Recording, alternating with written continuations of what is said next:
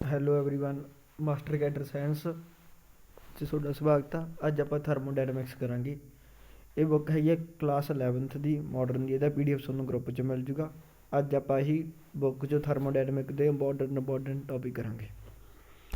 ਤਾਂ ਸਭ ਤੋਂ ਪਹਿਲਾਂ ਆਪਾਂ ਥਰਮੋਡਾਇਨਾਮਿਕ ਦੀ ਡੈਫੀਨੇਸ਼ਨ ਸਮਝਦੇ ਆ, ਜਿਹੜੀ ਦਿੱਤੀ ਐਲਬਰਟ ਆਇਨਸਟਾਈਨ ਨੇ।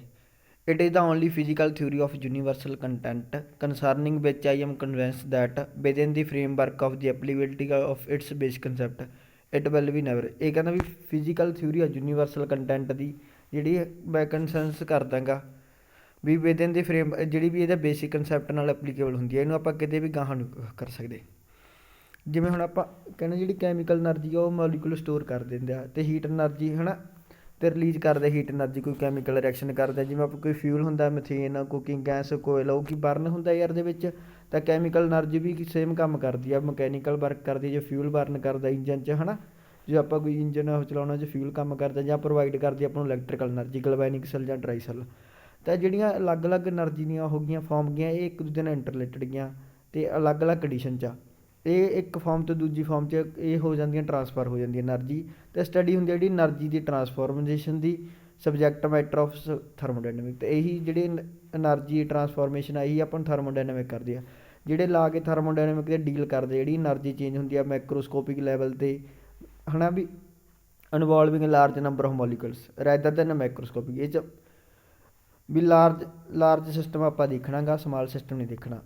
ਥਰਮੋਡਾਇਨਾਮਿਕ ਇਹ ਤੇ ਕੰਦਾਲ 'ਤੇ ਕੰਸਰਨ ਨਹੀਂ ਕਰਦੇ ਵੀ ਹਾਊ ਐਂਡ ਵਿਚ ਰੇਟ, ਵੀ ਕਿਹੜੇ ਰੇਟ 'ਤੇ ਰਿਐਕਸ਼ਨ ਐਨਰਜੀ ਟਰਾਂਸਫਰ ਹੋ ਰਹੀ ਹੈ। ਇਹ ਬੇਸਿਕ ਹੁੰਦੀ ਆ ਇਨੀਸ਼ੀਅਲ ਅਤੇ ਫਾਈਨਲ ਸਟੇਟ ਦੀ, ਜਿਹੜੀ ਸਿਸਟਮ ਦੀ ਚੇਂਜ ਹੁੰਦੀ ਹੈ ਇਹਦੇ ਵਿੱਚ। ਤਾਂ ਜਿਹੜੇ ਲਾ ਕੇ ਥਰਮੋਡਾਇਨਾਮਿਕ ਦੇ ਇਕੱਲੇ ਇਕੁਲਿਬਰੀਅਮ ਦੇ ਵਿੱਚ ਹੀ ਉਹ ਹੋ ਸਕਦੇ ਆ, ਜਾਂ ਮੂਵਸ ਫਰੋਮ ਇੱਕ ਇਕੁਲਿਬਰੀਅਮ ਸਟੇਟ ਤੋਂ ਦੂਜੀ ਇਕੁਲਿਬਰੀਅਮ ਸਟੇਟ ਦੇ ਵਿੱਚ ਜਾਂਦੀ ਆ, ਤਾਂ ਉਦੋਂ ਹੁੰਦੇ ਆ। ਇਹ 'ਚ ਮੈਕਰੋਸਕੋਪਿਕ ਪ੍ਰੋਪਰਟੀਆਂ ਜਿਵੇਂ ਪ੍ਰੈਸ਼ਰ, ਟੈਂਪਰੇਚਰ ਚੇਂਜ ਨਹੀਂ ਹੁੰਦੇ ਟਾਈਮ ਦੇ ਹਿਸਾਬ ਨਾਲ, ਜੋ ਇਕੁਲਿਬਰੀਅਮ ਸਟੇਟ ਦੇ ਵਿੱਚ ਹੁੰਦਾ। ਤਾਂ ਆਪਾਂ ਇਹਦੇ ਵਿੱਚ ਇਹੀ ਪੜ੍ਹਾਂਗੇ ਚੈਪਟਰ ਦੇ ਵਿੱਚ। ਸਾਰਿਆਂ ਨਾਲੋਂ ਪਹਿਲਾਂ ਆਪਾਂ ਦੇਖ ਲੈਣਾ ਥਰਮੋਡਾਇਨਾਮਿਕ ਸਟੇਟ। ਜਿਹੜੇ ਕੈਮੀਕਲ ਰਿਐਕਸ਼ਨ ਹੁੰਦੇ ਅਤੇ ਐਨਰਜੀ ਚੇਂਜ ਹੁੰਦੇ ਆ, ਇਹ ਹੋਈ ਜਾਂਦੇ ਰਹਿੰਦੇ ਆ। ਅਤੇ ਹੈ ਨਾ ਵੀ ਇਹ ਜਿਹੜੇ ਐਨਰਜੀ ਚੇਂਜ ਹੁੰਦੇ ਇਹਨਾਂ ਨੂੰ ਆਪਾਂ ਦੇਖਣ ਵਾਸਤੇ ਇੱਕ ਸਿਸਟਮ ਨੂੰ ਸੈਪਰੇਟ ਕਰਦੇ ਹਾਂ, ਜਿਹਦੇ ਆਪਾਂ ਅਬਜ਼ਰਵੇਸ਼ਨ ਕਰਦੇ ਹਾਂ, ਜਿਹੜਾ ਬਾਕੀ ਯੂਨੀਵਰਸ ਹੁੰਦਾ। ਹੁਣ ਸਿਸਟਮ ਦੇ ਸਰਾਊਂਡਿੰਗ ਕੀ ਹੁੰਦਾ ਗਾ, ਸਿਸਟਮ ਤਾਂ ਉਹ ਹੁੰਦਾ ਜਿਹੜੇ ਵੀ ਯੂਨੀਵਰਸ ਦਾ ਉਹ ਪਾਰਟ ਜਿਹਦੇ ਵਿੱਚ ਆਪਾਂ ਕੋਈ ਰਿਐਕਸ਼ਨ ਜਾਂ ਕੁਛ ਆਪਾਂ ਕਰ ਰਹੇ ਹਾਂ, ਆਬਜ਼ਰਵੇਸ਼ਨ ਕਰ ਰਹੇ ਹਾਂ। ਅਤੇ ਜਿਹੜਾ ਬਾਕੀ ਪਾਰਟ ਰਹਿ ਗਿਆ, ਜਿੱਥੇ ਦਾ ਹੁਣ ਜਿਵੇਂ ਆਪਾਂ ਲੈਬ 'ਚ ਕੰਮ ਕਰ ਰਹੇ ਹਾਂ ਕੋਈ ਬੀਕਰ ਦੇ ਵਿੱਚ, ਉਹ ਤਾਂ ਆਪਣਾ ਕੀ ਇੱਕ ਸਿਸਟਮ ਆ। ਅਤੇ ਜਿਹੜਾ ਬਾਕੀ ਬਾਹਰ ਵਾਲਾ ਬਾਕੀ ਸਾਰਾ ਕੁਛ ਰਹਿ ਗਿਆ ਆਪਣੀ ਅਰਥ ਦਾ, ਉਹ ਕੀ ਆ, ਸਰਾਊਂਡਿੰਗ ਆ।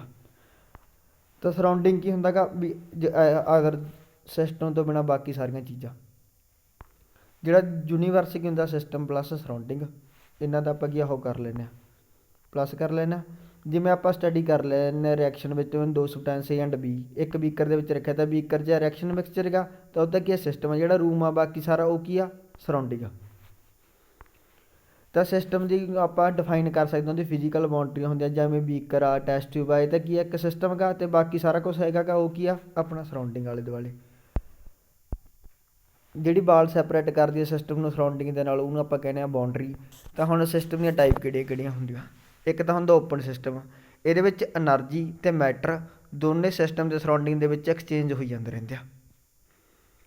ਜਿਵੇਂ ਕਿ ਰੈਕਟੈਂਡ ਗਏ ਕਿਸੇ ਓਪਨ ਬੀਕਰ ਦੇ ਵਿੱਚ ਪਿਆ ਓਪਨ ਸਿਸਟਮ, ਤਾਂ ਬਾਉਂਡਰੀ ਕੀ ਹੈ, ਇੱਕ ਇਮੇਜਨਰੀ ਸਰਫੇਸ ਵੀ ਆਪਾਂ ਵੀ ਮੰਨ ਲਿਆ ਵੀ ਇਹ ਤੋਂ ਬੀਕਰ ਤੋਂ ਉੱਪਰ ਹੋਗਾ, ਅਤੇ ਉੱਥੇ ਕੀ ਸਿਸਟਮ ਦੇ ਸਰਾਊਂਡਿੰਗ ਦਾ ਕੀ ਹੋਈ ਜਾਂਦਾ, ਚੇਂਜ ਹੋ ਜਾਂਦਾ। ਕਲੋਜ਼ ਸਿਸਟਮ ਦਾ ਵੀ ਇਹ 'ਚ ਮੈਟਰ ਨਾ ਚੇਂਜ ਹੋਵੇ, ਪਰ ਐਨਰਜੀ ਦੇ ਚੇਂਜ ਹੋਣ ਦੀ ਪੋਸੀਬਿਲਿਟੀ ਹੁੰਦੀ ਆ। ਜਿਵੇਂ ਕਿ ਜਿਹੜੇ ਰੈਕਟੈਂਡ ਗਏ ਉਹ ਕਲੋਜ਼ ਵੈਸਲ ਦੇ ਵਿੱਚ ਹੈ, ਇਹ 'ਚ ਕੁਛ ਨਾ ਕੁਛ ਕੀ ਹੈ, ਜਿਵੇਂ ਕਾਪਰ ਜਾਂ ਸਟੀਲ ਕੇ ਐਗਜ਼ਾਮਪਲ ਕੀ ਇਹਦੇ ਵਿੱਚ, ਉਸ ਨਾਲ ਕੁਛ ਨਾ ਕੁਛ ਕੀ ਐਨਰਜੀ ਲਾਸ ਹੋਈ ਜਾਊਗੀ।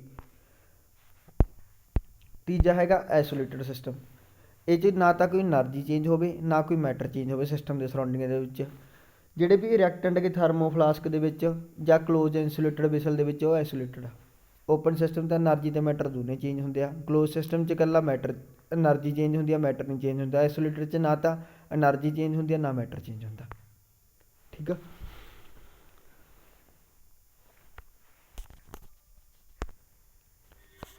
ਨੈਕਸਟ ਆ ਸਟੇਟ ਆਫ ਦੀ ਸਿਸਟਮ।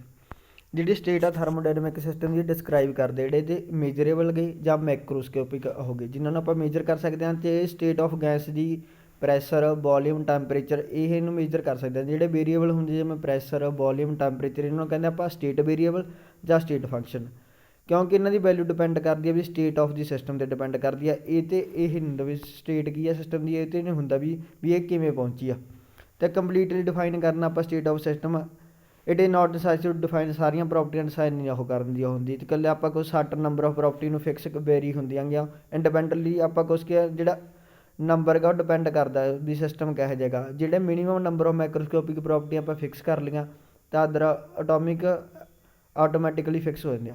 ਜਿਹੜੀ ਸਟੇਟ ਹੁੰਦੀ ਆ ਸਰਾਊਂਡਿੰਗ ਉਹਨੂੰ ਆਪਾਂ ਕੰਪਲੀਟਲੀ ਸਪੈਸੀਫਾਈ ਨਹੀਂ ਕਰ ਸਕਦੇ, ਅਤੇ ਇਹਨੂੰ ਕਰਨਾ ਕੋਈ ਜ਼ਰੂਰੀ ਵੀ ਨਹੀਂ ਹੈਗਾ। ਸਾਰਿਆਂ ਨਾਲੋਂ ਪਹਿਲਾਂ ਫੰਕਸ਼ਨ ਆ ਗਈ ਥਰਮੋਡਾਇਨਮਿਕਸ ਦਾ internal energy as a state function. ਜਦੋਂ ਆਪਾਂ ਕੋਈ ਗੱਲ ਕਰਦੇ ਕੋਈ ਕੈਮੀਕਲ ਸਿਸਟਮ ਗਾ ਉਹ ਲੋਸ ਕਰ ਰਿਹਾ ਜਾਂ ਗੇਨ ਕਰ ਰਿਹਾ ਐਨਰਜੀ, ਤਾਂ ਆਪਾਂ ਨੂੰ ਇੰਟਰੋਡਿਊਸ ਕਰਦੇ ਹੁੰਦੇ ਹੈਗਾ ਇੱਕ ਕੁਆਂਟਿਟੀ ਵਿੱਚ ਰਿਪਰਜੈਂਟ ਦਾ ਟੋਟਲ ਐਨਰਜੀ, ਜੋ ਕਿ ਆਪਾਂ ਕੋਈ ਲੋਸ ਕਰ ਰਿਹਾ ਐਨਰਜੀ ਲੋਸ ਕਰ ਰਿਹਾ ਜਾਂ ਗੇਨ ਕਰ ਰਿਹਾ, ਤਾਂ ਆਪਾਂ ਇੱਕ ਕੁਆਂਟਿਟੀ ਉਹ ਕਰਾਂਗੇ ਜਿਹਨੂੰ ਕਹਾਂਗੇ ਟੋਟਲ ਐਨਰਜੀ। ਇਹ ਕੈਮੀਕਲ ਐਨਰਜੀ ਵੀ ਹੋ ਸਕਦੀ ਆ, ਇਲੈਕਟ੍ਰੀਕਲ ਵੀ ਹੋ ਸਕਦੀ ਆ, ਮਕੈਨੀਕਲ ਵੀ ਹੋ ਸਕਦੀ, ਜਾਂ ਕਿਸੇ ਵੀ ਤਰ੍ਹਾਂ ਦੀ ਐਨਰਜੀ ਹੋ ਸਕਦੀ ਆ, ਜਿਹੜੀ ਵੀ ਆਪਾਂ ਸੋਚ ਸਕਦੇ ਹਾਂ। ਅਤੇ ਜਿਹੜਾ ਸਮ ਹੁੰਦਾ ਇਹ ਸਾਰੀਆਂ ਐਨਰਜੀਆਂ ਦਾ ਉਹ ਕੀ ਹੁੰਦੀ ਆ, ਸਿਸਟਮ ਦੀ ਸਾਰੀ ਐਨਰਜੀ ਹੁੰਦੀ ਆ। ਥਰਮੋਡਾਇਨਾਮਿਕ ਵਿੱਚ ਜਿਹੜੀ ਇੰਟਰਨਲ ਐਨਰਜੀ ਹੁੰਦੀ ਹੈ ਯੂ ਆਫ ਦੀ ਸਿਸਟਮ ਵਿੱਚ ਮੇ ਚੇਂਜ ਬਿਨ, ਜਿਹੜੀ ਇੰਟਰਨਲ ਐਨਰਜੀ ਉਹ ਚੇਂਜ ਹੁੰਦੀ ਹੈ ਜਦੋਂ ਹੀਟ ਪਾਸ ਹੁੰਦੀ ਹੈ ਇਨਟੂ ਔਰ ਆਊਟ ਆਫ ਦੀ ਸਿਸਟਮ, ਜਾਂ ਤਾਂ ਸਿਸਟਮ ਦੇ ਵਿੱਚ ਜਾਂ ਸਿਸਟਮ ਤੋਂ ਬਾਹਰ। ਵਰਕ ਇਜ਼ ਡਨ ਔਨ ਓਵਰਾਈਜ਼, ਜਾਂ ਤਾਂ ਕੰਮ ਸਿਸਟਮ ਕਰ ਰਿਹਾ ਵਰਕ ਕਰ ਰਿਹਾ ਜਾਂ ਸਿਸਟਮ 'ਤੇ ਹੋ ਰਿਹਾ, ਜਾਂ ਮੈਟਰੋ 'ਚ ਐਂਟਰ ਹੋ ਰਿਹਾ ਜਾਂ ਲੀਵ ਕਰ ਰਿਹਾ। ਤਾਂ ਹੁਣ ਇਹਦੇ ਅਕੋਰਡਿੰਗ ਆਪਾਂ ਇੰਟਰਨਲ ਐਨਰਜੀ ਨੂੰ ਪੜ੍ਹਾਂਗੇ। ਪਹਿਲਾ ਹੈਗਾ ਗਾ ਵਰਕ, ਵੀ ਆਪਾਂ ਕੋਈ ਚੇਂਜ ਹੋ ਗਿਆ ਇੰਟਰਨਲ ਐਨਰਜੀ 'ਚ, ਆਪਾਂ ਕੋਈ ਕੰਮ ਕੀਤਾ ਇੰਟਰਨਲ ਐਨਰਜੀ 'ਚ ਚੇਂਜ ਹੋ ਗਿਆ। ਅਤੇ ਇੱਕ ਸਿਸਟਮ ਗਾ ਜਿਹਦੇ 'ਚ ਕਿ ਕੁਆਂਟਿਟੀ ਆਫ ਵਾਟਰ ਹੈ, ਇੱਕ ਥਰਮੋਫਲਾਸਕ ਜਾਂ ਇੰਸੂਲੇਟਡ ਵਾਟਰ 'ਚ, ਤਾਂ ਇਹ ਕੀ ਐਕਸਚੇਂਜ ਨਹੀਂ ਹੋ ਸਕਦੇ ਹੀਟ ਸਿਸਟਮ ਦੇ ਸਰਾਊਂਡਿੰਗ ਦੇ ਵਿੱਚ, ਕਿ ਥਰਮੋਫਲਾਸਕ ਦੇ ਵਿੱਚੋਂ ਹੀਟ ਤਾਂ ਨਹੀਂ ਹੋ ਸਕਦੇ। ਤਾਂ ਜਿਹੜਾ ਸਿਸਟਮ ਗਾ ਉਹਨੂੰ ਆਪਾਂ ਕਹਾਂਗੇ ਐਡੀਆਬੈਟਿਕ। ਤਾਂ ਇਹਦੇ ਵਿੱਚ ਕੀ ਆ ਸਟੇਟ ਆਫ ਸੱਚ ਸਿਸਟਮ ਇਹ ਵੀ ਚੇਂਜ ਬਿਲ ਵੀ ਕਾਲਡ ਐਡੀਆਬੈਟਿਕ ਪ੍ਰੋਸੈਸ। ਜੇ ਸਟੇਟ ਸਿਸਟਮ ਦੀ ਚੇਂਜ ਹੋ ਗਈ ਤਾਂ ਐਡੀਆਬੈਟਿਕ ਪ੍ਰੋਸੈਸ। ਐਡੀਆਬੈਟਿਕ ਪ੍ਰੋਸੈਸ ਕੀ ਹੁੰਦੀ ਆ, ਜਿਹਦੇ ਵਿੱਚ ਨੋ ਹੀਟ ਦਾ ਕੋਈ ਟਰਾਂਸਫਰ ਨਾ ਹੋਵੇ ਸਿਸਟਮ ਦੇ ਸਰਾਊਂਡਿੰਗ ਦੇ ਵਿੱਚ। ਜਿਹੜੀ ਵਾਲ ਸੈਪਰੇਟ ਕਰ ਰਹੀ ਹੈ ਸਿਸਟਮ ਦੇ ਸਰਾਊਂਡਿੰਗ ਨੂੰ ਉਹਨੂੰ ਕਹਿੰਦੇ ਆਪਾਂ ਐਡੀਆਬੈਟਿਕ ਵਾਲ। ਵੀ ਆਪਾਂ ਚੇਂਜ ਕਰਤਾ internal energy of the system, ਕੋਈ ਆਪਾਂ ਉਹਦੇ ਕੰਮ ਕੀਤਾ ਤਾਂ ਹੈ ਨਾ, ਵੀ ਇਨੀਸ਼ੀਅਲ ਵੀ ਪਹਿਲਾਂ ਸਟੇਟ ਏ ਕੀ ਤਾਂ ਟੈਂਪਰੇਚਰ ਹੋਗਾ ਟੀ ਏ, ਤਾਂ ਫਿਰ ਇੰਟਰਨਲ ਐਨਰਜੀ ਇਹ ਸਿਸਟਮ ਦੀ ਕੀ ਹੋਊਗੀ ਯੂ ਏ। ਕੋਈ ਪਹਿਲਾਂ ਸਟੇਟ ਸੀਗੀ ਏ, ਉਹਦਾ ਟੈਂਪਰੇਚਰ ਹੋਊਗਾ ਟੀ ਏ, ਤਾਂ ਉਹਦੀ ਇੰਟਰਨਲ ਐਨਰਜੀ ਹੋਊਗੀ ਯੂ ਏ। ਇੱਕ ਤਰੀਕਾ ਤਾਂ ਇਹ ਹੋ ਸਕਦਾ ਵੀ ਆਪਾਂ ਕੋਈ ਮਕੈਨੀਕਲ ਵਰਕ ਕਰੀਏ 1 ਕਿਲੋ ਜੌਲ ਕਰ ਲਈਏ ਹੈ ਨਾ, ਵੀ ਜਿਹੜੇ ਸਮਾਲ ਪੈਡਲਸ ਗਏ, ਜਾਂ ਆਪਾਂ ਕੋਈ ਪਾਣੀ ਨੂੰ ਉਹ ਕਰ ਲਈਏ ਉਹਦੇ ਵਿੱਚ ਸ਼ਰਿੰਗ ਕਰ ਲਈਏ ਪਾਣੀ ਦੀ, ਤਾਂ ਇੱਕ ਨਵੀਂ ਸਟੇਟ ਆ ਜੂਗੀ ਬੀ, ਤਾਂ ਉਹਦਾ ਟੈਂਪਰੇਚਰ ਹੋਊਗਾ ਟੀ ਬੀ। ਜਿਹੜਾ ਟੈਂਪਰੇਚਰ ਟੀ ਬੀ ਆ ਉਹ ਟੀ ਏ ਤੋਂ ਆਪਾਂ ਕੀ ਮੰਨ ਲਾਂਗੇ ਵੀ ਜ਼ਿਆਦਾ ਆ। ਅਤੇ ਜਿਹੜਾ ਚੇਂਜ ਹੋ ਗਿਆ ਟੈਂਪਰੇਚਰ ਵਿੱਚ ਉਹਨੂੰ ਆਪਾਂ ਸ਼ੋਅ ਕਰਾਂਗੇ ਡੈਲਟਾ ਟੀ ਨਾਲ। ਡੈਲਟਾ ਟੀ ਕੀ ਹੁੰਦਾ ਗਾ, ਫਾਈਨਲ ਮੈਨਸ ਇਨੀਸ਼ੀਅਲ ਟੈਂਪਰੇਚਰ। ਤਾਂ ਇੰਟਰਨਲ ਐਨਰਜੀ ਵੀ ਸਿਸਟਮ ਬੀ ਦੀ ਹੋ ਗਈ, ਤਾਂ ਇੰਟਰਨਲ ਐਨਰਜੀ ਚੇਂਜ ਹੋ ਗਿਆ delta you delta B men's U A, ਤਾਂ ਇੰਟਰਨਲ ਐਨਰਜੀ ਵੀ ਚੇਂਜ ਹੋ ਗਿਆ। ਦੂਜਾ ਤਰੀਕਾ ਕੀ ਆ, ਆਪਾਂ equal amount electrical work with the help of ਕੀ ਹੈ ਇਮਰਸਨ ਦੇ ਨਾਲ ਆਪਾਂ ਕੀ ਕਰੀਏ ਇਲੈਕਟ੍ਰਿਕ ਵਰਕ ਕਰ ਲਈਏ। ਜਿਹੜਾ ਟੈਂਪਰੇਚਰ ਦਾ ਚੇਂਜ ਉਹਨੂੰ ਨੋਟ ਕਰੀਏ। ਜਿਹੜਾ ਚੇਂਜ ਆ ਟੈਂਪਰੇਚਰ ਦਾ ਜਿਵੇਂ ਪਹਿਲਾਂ ਸੀਗਾ ਸੇਮ ਹੀ ਹੋਏਗਾ, ਜਿਵੇਂ ਟੀ ਵੀ ਮੈਨਸ ਸੀਗੇ। ਇਨਫੈਕਟ ਜਿਹੜੇ ਐਕਸਪੈਰੀਮੈਂਟ ਹੈਗੇ ਜਿਹੜੇ ਆਪਾਂ ਉੱਪਰ ਦੱਸਿਆ ਇਹ ਡਨ ਕੀਤੇ ਸੀ ਜੀ ਪੀ ਜੌਲ ਨੇ 1840 ਤੋਂ 50 ਦੇ ਵਿੱਚ। ਅਤੇ ਉਹਨੇ ਦੇਖਿਆ ਜਿਹੜਾ given amount of work done ਆ ਸਿਸਟਮ ਦੇ ਵਿੱਚ ਨੋ ਮੈਟਰ ਹੋਵਾ ਜੇ ਕਿੰਨਾ ਵੀ ਆਪਾਂ ਕੰਮ ਕੀਤਾ ਗਾ, ਸੇਮ ਚੇਂਜ ਆਫ ਸਟੇਟ ਜਿਵੇਂ ਆਪਾਂ ਟੈਂਪਰੇਚਰ 'ਚ ਕਰਦੇ ਹਾਂ। ਅਤੇ ਜਿਹੜੀ ਇੰਟਰਨਲ ਐਨਰਜੀ ਉਹਨੂੰ ਆਪਾਂ ਸ਼ੋਅ ਕਰ ਸਕਦੇ ਹਾਂ U2 ਮਾਈਨਸ U1। ਅਤੇ ਜਿਹੜੇ ਵੀ ਬਾਅਦਲਾ ਸਿਸਟਮ ਦੀ ਇੰਟਰਨਲ ਐਨਰਜੀ ਅਤੇ ਪਹਿਲਾਂ ਵਾਲੀ ਦੀ ਉਹਨਾਂ ਦੇ ਵਿੱਚ ਡਿਫਰੈਂਸ ਸੀਗਾ। ਤਾਂ ਇੰਟਰਨਲ ਐਨਰਜੀ ਦਾ ਸਾਈਨ ਆਪਾਂ ਪੋਜ਼ੀਟਿਵ ਉਦੋਂ ਲੈਣਾ ਗਾ ਜਦੋਂ ਵਰਕ ਆਪਾਂ ਸਿਸਟਮ ਦੇ ਉੱਤੇ ਕਰ ਰਹੇ ਹਾਂ, ਅਤੇ ਨੈਗੇਟਿਵ ਉਦੋਂ ਲੈਣਾ ਜਿਹੜਾ ਵਰਕ ਸਿਸਟਮ ਆਪਣੇ ਉੱਤੇ ਕਰ ਰਿਹਾ ਹੈਗਾ। ਹੁਣ ਆਪਾਂ ਨੈਕਸਟ ਕੇਸ ਲੈਣਾ ਹੀਟ ਦਾ। ਜਿਹੜਾ ਵੀ ਇੰਟਰਨਲ ਐਨਰਜੀ ਚੇਂਜ ਹੁੰਦੀ ਹੈ, ਜੇ ਹੀਟ ਟਰਾਂਸਫਰ ਹੋ ਜਾਵੇ ਸਰਾਊਂਡਿੰਗ ਤੋਂ ਸਿਸਟਮ ਦੇ ਵਿੱਚ ਜਾਂ ਸਿਸਟਮ ਤੋਂ ਸਰਾਊਂਡਿੰਗ ਦੇ ਵਿੱਚ, ਤਾਂ ਐਕਸਚੇਂਜ ਹੁੰਦਾ ਗਾ ਐਨਰਜੀ ਦਾ ਵਿੱਚ। ਇਹਦੇ ਨਾਲ ਕੀ ਹੁੰਦਾ ਟੈਂਪਰੇਚਰ ਚੇਂਜ ਹੁੰਦਾ, ਅਤੇ ਹੀਟ ਇਹਨੂੰ ਆਪਾਂ ਸਿੰਪਲ ਨਾਲ ਕਰਦੇ ਛੋਟੀ ਕਿਊਬ ਨਾਲ। ਤਾਂ ਜਿਵੇਂ ਆਪਾਂ ਕੋਈ ਇੱਕ ਐਗਜ਼ਾਮਪਲ ਲੈ ਲਈਏ, ਕੋਈ ਆਪਾਂ ਪਾਣੀ ਲੈ ਲਿਆ ਟੈਂਪਰੇਚਰ ਟੀ ਏ ਆ ਕੰਟੇਨਰ 'ਚ, ਉਹਨੂੰ ਥਰਮਲੀ ਕੰਡਕਟਿੰਗ ਬਾਲ ਦੇ ਵਿੱਚ ਗਾ ਅਤੇ ਕਾਪਰ ਦੇ ਵਿੱਚ ਆ, ਅਤੇ ਉਹਨੂੰ ਆਪਾਂ ਗਾਹਾਂ ਇੱਕ ਹਿਊਜ਼ ਰਿਸੋਵਰ ਦੇ ਵਿੱਚ ਰੱਖਦੇ ਜੇ ਟੈਂਪਰੇਚਰ ਟੀ ਵੀ ਆ। ਤਾਂ ਡਿਫਰੈਂਸ ਕੀ ਹੋਊਗਾ ਹੀਟ ਦਾ, ਤਾਂ ਟੀ ਵੀ ਮਾਈਨਸ ਟੀ ਏ, ਤਾਂ ਡੈਲਟਾ ਯੂ ਕਾਹਦੇ ਬਰਾਬਰ ਆ ਗਿਆ ਕਿਊ ਦੇ, ਕਿਉਂਕਿ T V minus T A ਕੀ ਸੀਗਾ ਇੰਟਰਨਲ ਐਨਰਜੀ ਸੀਗਾ। ਇੰਟਰਨਲ ਐਨਰਜੀ ਕਾਹਦੇ ਬਰਾਬਰ ਹੋ ਗਈ ਹੀਟ। ਜਿਹੜੀ ਕਿਊ ਦੀ ਵੈਲਿਊ ਆਪਾਂ ਪੋਜ਼ੀਟਿਵ ਲਵਾਂਗੇ ਜੋ ਹੀਟ ਹੋ ਗਈ ਟਰਾਂਸਫਰ ਹੋ ਗਈ ਫਰੋਮ ਸਰਾਊਂਡਿੰਗ ਤੋਂ ਸਿਸਟਮ ਨੇ ਐਨਰਜੀ ਬਾਹਰੋਂ ਲੈ ਲਈ, ਹੀਟ ਲੈ ਲਈ। ਜਾਂ ਜੇ ਸਿਸਟਮ ਆਪਦੀ ਹੀਟ ਉਹ ਕਰਦਾ ਤਾਂ ਉਹਨੂੰ ਆਪਾਂ ਕਰਾਂਗੇ ਜਿਵੇਂ ਐਂਡੋਥਰਮਿਕ ਰਿਐਕਸ਼ਨ ਹੁੰਦੇ ਆ, ਤਾਂ ਉਹਦੇ ਵਿੱਚ ਕੀ ਆ ਉਹ ਐਨਰਜੀ ਅੰਦਰ ਲੈਂਦੇ ਆ, ਤਾਂ ਉਹਨਾਂ 'ਚ ਇੰਟਰਨਲ ਐਨਰਜੀ ਕੀ ਹੋਊਗੀ ਪੋਜ਼ੀਟਿਵ। ਜਿਹੜੇ ਐਕਸੋਥਰਮਿਕ ਰਿਐਕਸ਼ਨ ਹੁੰਦੀ ਆ ਉਹ ਐਨਰਜੀ ਛੱਡਦੀਆਂ ਗੀਆਂ, ਤਾਂ ਉਹਨਾਂ 'ਚ ਇੰਟਰਨਲ એનર્ਜੀ ਦੀ ਵੈਲਿਊ ਕੀ ਹੋਊਗੀ ਨੈਗੇਟਿਵ ਹੋਊਗੀ। ਤਾਂ ਹੁਣ ਆਪਾਂ ਤੀਜਾ ਕੇਸ ਲੈਣਾ ਜਰਨਲ ਕੇਸ। ਜਰਨਲ ਕੇਸ ਦੇ ਵਿੱਚ ਆਪਾਂ ਜਿਹੜਾ ਚੇਂਜ ਆ ਉਹ ਦੋਨੇ ਤਰੀਕਿਆਂ ਨਾਲ ਹੋਵੇ ਅਤੇ ਬੋਥ ਵਰਕ ਨਾਲ ਵੀ ਹੋਵੇ ਅਤੇ ਟਰਾਂਸਫਰ ਆਫ ਹੀਟ ਵੀ। ਤਾਂ ਇੰਟਰਨਲ એનર્ਜੀ ਇਹਦੇ ਵਿੱਚ ਕੀ ਹੋਊਗੀ, ਨਾਲੇ ਤਾਂ ਵਰਕ ਵਾਲਾ ਆ ਜੂਗਾ ਇਹਦੇ ਵਿੱਚ, ਨਾਲੇ ਉਹ ਆ ਜੂਗਾ ਡੈਲਟਾ ਯੂ ਦੇ ਬਰਾਬਰ ਕਿਊ ਪਲੱਸ ਡਬਲਯੂ ਹੋ ਜੂਗੀ। ਆਪਾਂ ਕੀ ਕਰ ਲਿਆ, ਕਿਊ ਅਤੇ ਡਬਲਯੂ ਕੀ ਆ ਡਿਪੈਂਡ ਕਰਦੇ ਆ ਵੀ એનર્ਜੀ ਚੇਂਜ ਕਿੰਨਾ ਹੋਊਗੀ। ਡੈਲਟਾ ਇਹ ਕਰਦੇ ਇੰਟਰਨਲ એનર્ਜੀ ਡਿਪੈਂਡ ਕਰਦੀ ਹੈ ਇਨੀਸ਼ੀਅਲ ਅਤੇ ਫਾਈਨਲ ਦੇ ਵਿੱਚ। ਜੇ ਕੋਈ ਟਰਾਂਸਫਰ ਨਹੀਂ ਹੋਇਆ એનર્ਜੀ ਦਾ ਵੀ ਹੀਟ ਹੋ ਗਈ ਤਾਂ ਹੈ ਨਾ ਵੀ ਡਬਲਯੂ ਵੀ ਜ਼ੀਰੋ ਹੋ ਜੂਗਾ ਅਤੇ ਹੀਟ ਵੀ ਜ਼ੀਰੋ ਹੋ ਜੂਗੀ, ਤਾਂ ਦੈਨ ਡੈਲਟਾ ਯੂ ਕੀ ਹੋਊਗਾ ਜ਼ੀਰੋ ਹੋ ਜੂਗਾ। Delta you plus Q plus B is mathematical state, ਇਹ ਪਹਿਲਾ ਫਸਟ ਲਾ ਹੈ ਜਿਹੜਾ ਥਰਮੋਡਾਇਨਾਮਿਕ ਆ ਉਹਦੀ ਸਟੇਟਮੈਂਟ ਗਈ।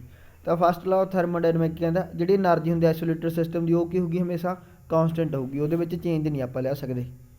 ਅਤੇ ਇਹਨੂੰ ਆਪਾਂ ਕਹਿੰਦੇ ਲਾ ਆਫ ਕੰਜ਼ਰਵੇਸ਼ਨ ਆਫ એનર્ਜੀ ਹੁੰਦਾ। Law of conservation of energy ਕਹਿੰਦਾ energy can neither be created nor be destroy, ਵੀ એનર્ਜੀ ਨਾ ਤਾਂ ਆਪਾਂ ਕ੍ਰੀਏਟ ਕਰ ਸਕਦੇ ਹਾਂ ਨਾ ਡਿਸਟਰਾਏ ਕਰ ਸਕਦੇ ਹਾਂ, ਪਰ ਇੱਕ ਫਾਰਮ ਤੋਂ ਦੂਜੀ ਫਾਰਮ 'ਚ ਆਪਾਂ ਇਹਨੂੰ ਕੀ ਕਰ ਸਕਦੇ ਹਾਂ ਚੇਂਜ ਕਰ ਸਕਦੇ ਹਾਂ। ਜਿਵੇਂ ਹੁਣ ਕੁਛ MCQ ਆ,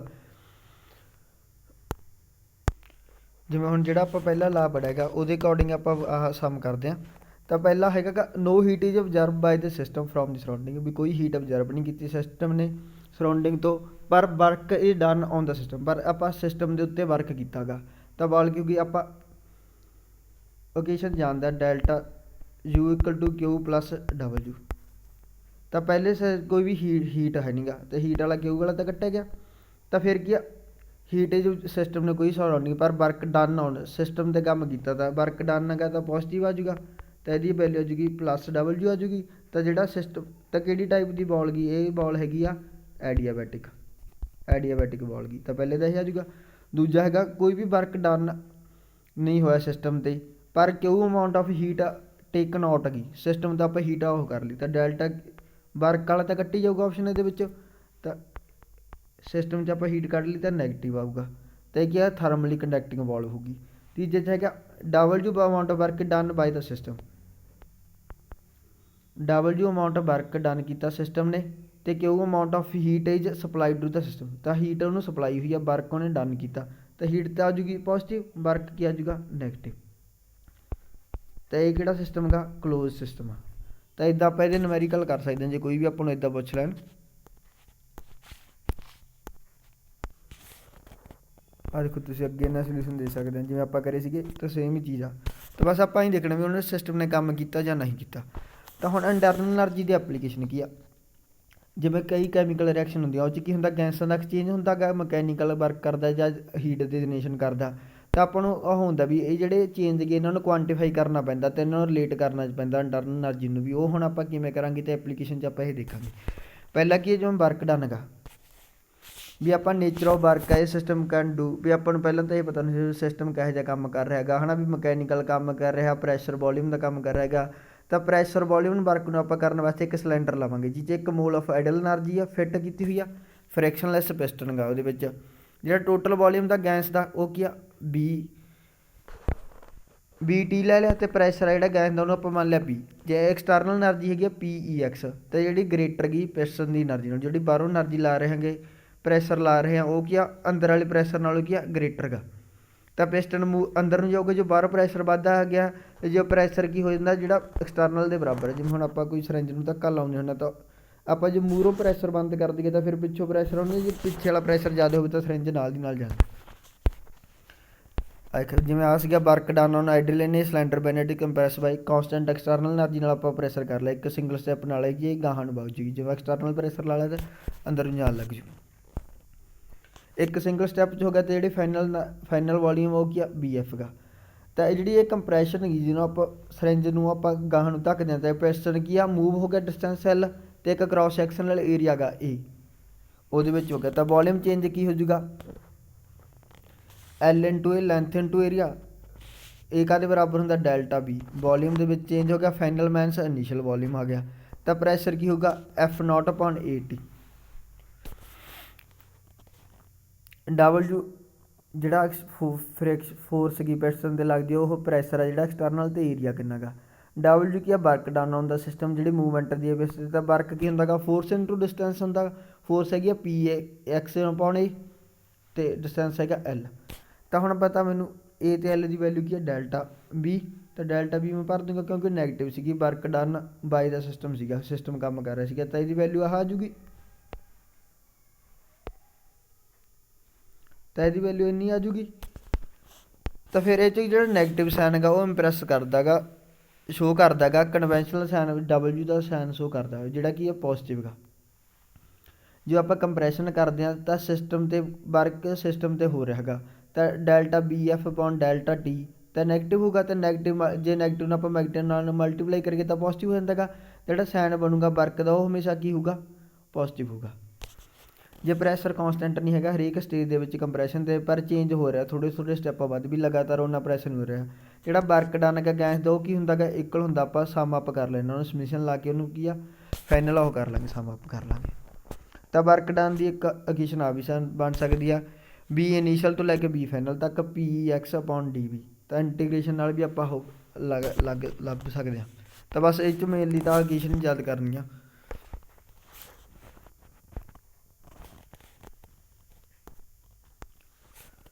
ਹੁਣ ਆਪਾਂ ਰਿਵਰਸੀਬਲ ਅਤੇ ਰਿਵਰਸੀਬਲ ਪੜ੍ਹਦੇ ਹਾਂ। ਕੋਈ ਵੀ ਪ੍ਰੋਸੈਸ ਹੈ ਚੇਂਜ ਉਹਨੂੰ ਰਿਵਰਸੀਬਲ ਕਹਿ ਸਕਦੇ ਹਾਂ ਜੇ ਉਹ 'ਚ ਕੋਈ ਵੀ ਆਪਾਂ ਚੇਂਜ ਕੀਤਾ ਪ੍ਰੋਸੈਸ ਦੇ ਵਿੱਚ, ਉਹਨੂੰ ਕਿਸੇ ਵੀ ਮੂਵਮੈਂਟ 'ਤੇ ਆਪਾਂ ਰਿਵਰਸ ਕਰ ਸਕਦੇ ਹਾਂ ਕਿੰਨੇ ਵੀ ਵਾਰੀ ਇਨਫੈਂਟਲੀ। ਅਤੇ ਰਿਵਰਸੀਬਲ ਕੀ ਕਰਦਾ ਇਨਫੈਂਟਲੀ ਸਲੋਲੀ ਬਾਈ ਏ ਸੀਰੀਜ਼। ਤਾਂ ਇਕਲਿਬਰੀਅਮ ਕੀ ਹੁੰਦੀ ਹੈ, ਇਹ ਸਲੋਲੀ ਹੁੰਦੀ ਆ। ਸਾਡੇ ਸਿਸਟਮ ਦੇ ਸਰਾਊਂਡਿੰਗ ਕੀ ਹੁੰਦੀ ਹੈ, ਨੀਅਰ ਇਕਲਿਬਰੀਅਮ ਦੇ ਨੇੜੇ ਤੇੜੀ ਹੁੰਦਾ, ਤਾਂ ਕਰਕੇ ਆਪਾਂ ਉਹਨੂੰ ਕੀ ਕਰ ਸਕਦੇ ਹਾਂ, ਕਦੋਂ ਵੀ ਚੇਂਜ ਕਰ ਸਕਦੇ ਹਾਂ। Then reversible process are known, ਜਿਨ੍ਹਾਂ ਦੇ ਵਿੱਚ ਆਪਾਂ ਚੇਂਜ ਨਹੀਂ ਕਰ ਸਕਦੇ ਵੀ ਇਕਲਿਬਰੀਅਮ ਸਿਸਟਮ ਦੇ ਸਰਾਊਂਡਿੰਗ ਦੀ ਇਕਲਿਬਰੀਅਮ ਦੂਰ ਹੁੰਦੇ, ਉਹਨਾਂ ਨੂੰ ਆਪਾਂ ਕਹਿੰਦੇ ਹਾਂ ਇਰਿਵਰਸੀਬਲ ਰਿਐਕਸ਼ਨ ਕਰਦੇ ਹਾਂ। ਕੈਮਿਸਟਰੀ ਦੇ ਵਿੱਚ ਆਪਾਂ ਪ੍ਰੋਬਲਮ ਫੇਸ ਕਰਦੇ ਹਾਂ ਜੇ ਆਪਾਂ ਕੀ ਆ ਵਰਕ ਟਰਮ ਨੂੰ ਆਪਾਂ ਇੰਟਰਨਲ ਪ੍ਰੈਸ਼ਰ ਦੇ ਨਾਲ ਜਿਹੜੀਆਂ ਪ੍ਰੋਬਲਮ ਹੈਗੀਆਂ ਉਹਨਾਂ ਨੂੰ ਸੋਲਵ ਕਰ ਸਕਦੇ ਹਾਂ ਜੇ ਆਪਾਂ ਵਰਕ ਨੂੰ ਇੰਟਰਨਲ ਪ੍ਰੈਸ਼ਰ ਦੇ ਨਾਲ ਰਿਲੇਟ ਕਰ ਦਈਏ। ਜੇ ਵਰਕ ਨੂੰ ਇੰਟਰਨਲ ਪ੍ਰੈਸ਼ਰ ਨਾਲ ਚੇਂਜ ਕਰੀਏ ਰਿਵਰਸੀਬਲ ਕੰਡੀਸ਼ਨ 'ਚ, ਤਾਂ ਜਿਹੜੀ ਇਕੁਏਸ਼ਨ ਆਪਾਂ ਲਿਖ ਕੇ ਸੀ ਉੱਪਰ, ਤਾਂ ਉਹ ਇਕੁਏਸ਼ਨ ਆਪਣੀ ਬਣ ਸਕਦੀ ਹੈ W work reversible B I ਤੋਂ ਵੀ ਐਫ ਇੰਟੀਗ੍ਰੇਸ਼ਨ ਮਾਈਨਸ ਪੀ ਐਕਸ ਅਤੇ D P. Sense D P ਅਤੇ ਡੀ ਪੀ ਕੀ ਆ ਸਮਾਲ ਕੇ ਵੀਕਨ ਇਹਨੂੰ ਲਿਖ ਸਕਦੇ ਹਾਂ ਪੀ ਇੰਟਰਨਲ ਇੰਟੂ ਡੀ। ਜਿਹੜਾ ਪ੍ਰੈਸ਼ਰ ਗਾ ਗੈਸ ਦਾ ਉਹਨੂੰ ਕੀ ਐਕਸਪ੍ਰੈਸ ਕਰ ਸਕਦੇ ਹਾਂ ਵੋਲੀਅਮ ਦੀ ਟਰਮ 'ਚ। ਆਪਾਂ ਨੂੰ ਪਤਾ ਗਾ ideal gas equation P V equal to N R T, ਤਾਂ ਪੀ ਦੀ ਵੈਲਿਊ ਹੈਗੀ ਬੀ ਨੀਚੇ ਆ ਜੂਗੀ, ਤਾਂ ਪੀ ਇੱਥੇ ਰਹਿ ਜੂ ਬੀ ਨੀਚੇ ਆ ਜੂਗੀ। ਤਾਂ ਆਈਡੀਅਲ ਇਕੁਏਸ਼ਨ ਆਪਾਂ ਰੱਖ ਸਕਦੇ ਹਾਂ। ਜੋ ਕਾਂਸਟੈਂਟ ਪ੍ਰੈਸ਼ਰ ਹੈ ਇੱਥੋਂ ਸਰ ਮਿਲ ਕੇ ਰਿਐਕਸ਼ਨ ਗਈ, ਤਾਂ ਫਿਰ ਆਹ ਸਾਰਾ ਕੁਛ ਚੇਂਜ ਹੋ ਜੂਗਾ। ਤਾਂ ਬੀ ਆਈ ਤੋਂ ਬੀ ਐਫ ਕਰ ਲਾਂਗੇ, ਪੀ ਵੀ ਦੀ ਥਾਂ 'ਤੇ ਆਪਾਂ ਐਨ ਆਰ ਟੀ ਆਫ ਕਰ ਦਾਂਗੇ।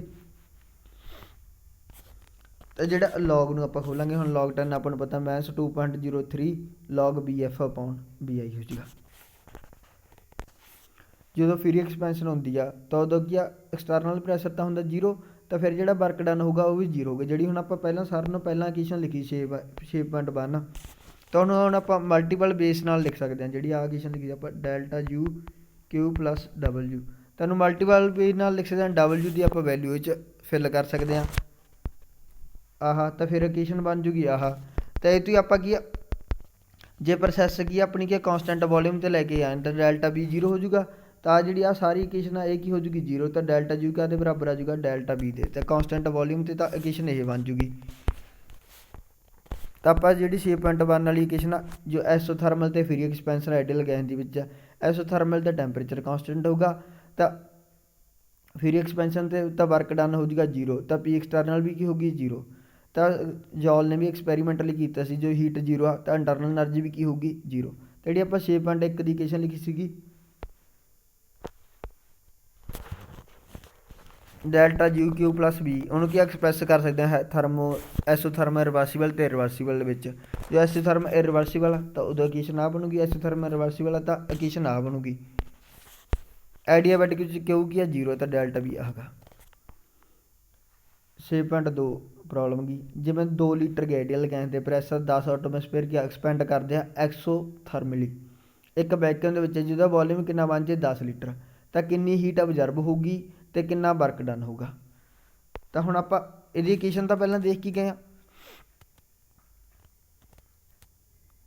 ਅਤੇ ਹੀਟ ਕਾਹਦੇ ਬਰਾਬਰ ਹੋਊਗੀ ਮਾਈਨਸ ਡਬਲਯੂ ਦੇ ਬਰਾਬਰ ਹੋਊਗੀ, ਤਾਂ ਉਹ ਵੀ ਹੋਊਗਾ ਪੀ ਐਕਸ ਡੈਲਟਾ ਬੀ। ਤਾਂ ਵੋਲੀਅਮ ਦੇ ਵਿੱਚ ਚੇਂਜ ਹੋਏਗਾ 10 - 2 ਤਾਂ 8 ਹੋ ਜੂਗਾ, ਅਤੇ ਵਰਕ ਡਨ ਤਾਂ ਐਕਸਟਰਨਲ ਫੋਰਸ 0 ਤਾਂ ਕੋਈ ਵੀ ਵਰਕ ਡਨ ਨਹੀਂ ਹੋ ਸਕਦਾ।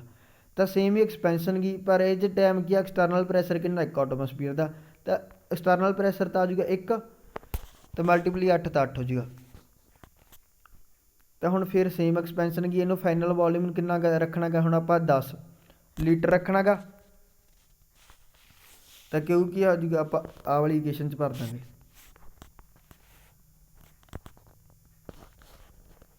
ਤੇ ਇੱਥੇ ਆਪਾਂ ਆਹ ਇਕੁਏਸ਼ਨ ਯੂਜ਼ ਕਰਾਂਗੇ, ਆਹ ਇਕੁਏਸ਼ਨ ਯੂਜ਼ ਕਰਾਂਗੇ ਤੇ ਤਾਂ ਆਪਣਾ ਕੀ ਆ, ਨਵੈਰੀਕਲ ਹੋ ਜਾਊਗਾ। ਤਾਂ ਅੱਜ ਦੇ ਲੈਕਚਰ ਵਿੱਚ ਨਹੀਂ, ਤੇ ਅਗਲਾ ਆਪਾਂ ਅਗਲੇ ਲੈਕਚਰ ਦੇ ਵਿੱਚ ਕਰਾਂਗੇ। ਜੇ ਲੈਕਚਰ ਵਧੀਆ ਲੱਗਾ ਤਾਂ ਦੱਸ ਦਿਓ, ਜੇ ਕੋਈ ਸੁਜੈਸ਼ਨ ਦੇਣਾ ਹੋਇਆ ਤਾਂ ਕਮੈਂਟ ਦੇ ਵਿੱਚ ਦੱਸ ਦਿਓ ਵੀ ਆਪਾਂ ਹੋਰ ਕਿਵੇਂ ਸੁਧਾਰ ਸਕਦੇ ਹਾਂ।